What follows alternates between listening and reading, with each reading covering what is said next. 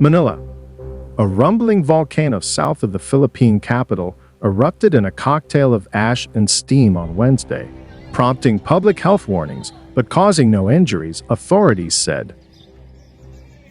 A 2,400-meter, 7,875 feet, column of volcanic material shot up from the Taal volcano when it erupted on Wednesday afternoon, the State Volcanology Institute said.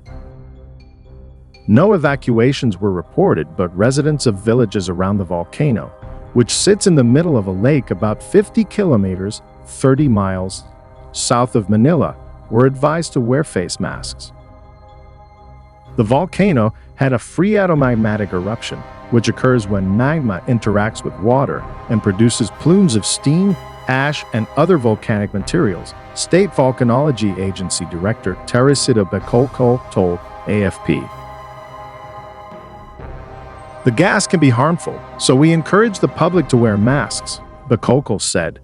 The agency said the alert level remains at a low level 1 on a 0 to 5 scale. For now, we are looking at the other parameters and we are not seeing an increase in the number of volcanic earthquakes, Bacolco said. There were no reported casualties and no planned evacuations yet, Batangas city disaster official Victor Pascual told AFP.